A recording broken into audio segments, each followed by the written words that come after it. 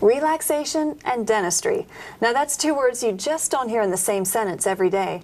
But I'm about to share with you some exciting advancements in relaxation dentistry that's the answer to the prayers of millions of Americans. With relaxation dentistry, you're now able to get the kind of dentistry you need or want comfortably.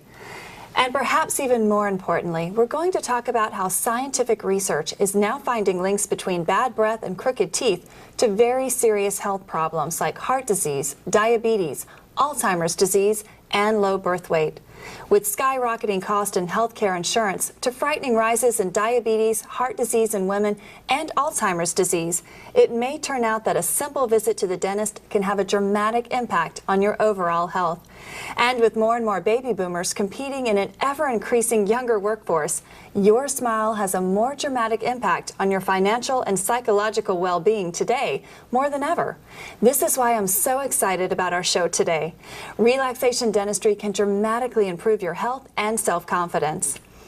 That's why we're fortunate to have with us today on Relaxation Dentistry a special guest expert from Middlesex, New Jersey, Dr. Ralph Reilly. Dr. Reilly, I want to thank you so much for being here today. Oh, it's my pleasure. Thank you very much for having me. Oh, you're welcome. Now, we have a lot to cover today, but before we get on to some of the more important points, we want to find out a little bit more about you.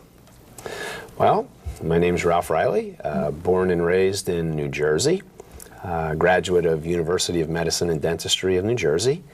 I've been married to my wonderful wife, Christy, for 21 years. We have 3 children, 2 boys, 19, 17, and the princess is 14. Wonderful.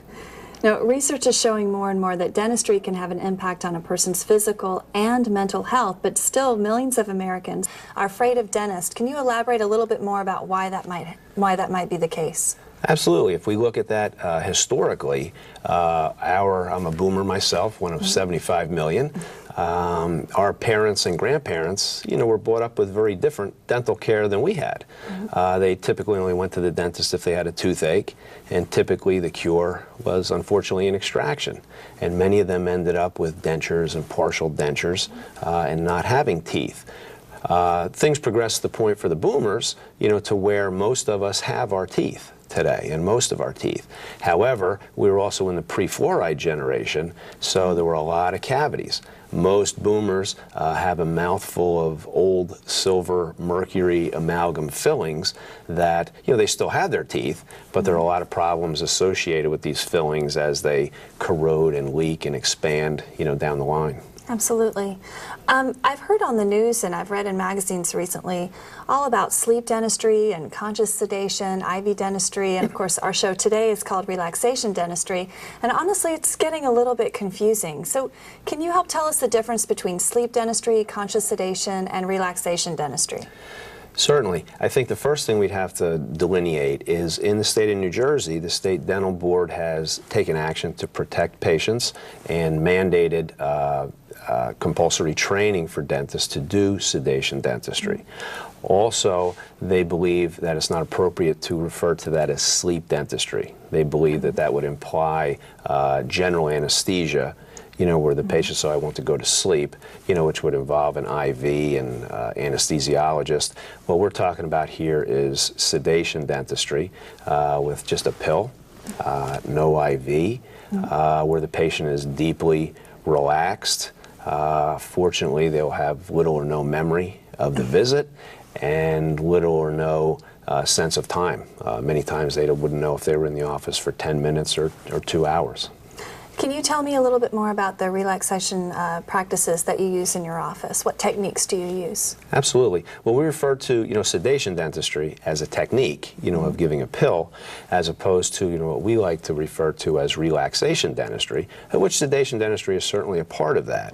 But we try and go far beyond that to make it more of an experience, than a procedure. Our office is set up beautifully to be more like a living room than it is a cold, sterile environment.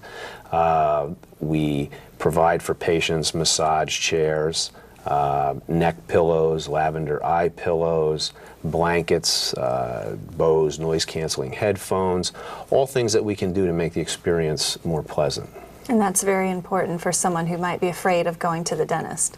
Oh, absolutely, absolutely. The sedation dentistry has opened a whole new world of to patients that have only gone to the dentist when literally the pain of their tooth exceeded the pain of their fear of going to the dentist. Now, speaking of that, can you give us an example of a patient that you had where you used relaxation dentistry to have a positive impact on their lives? Sure.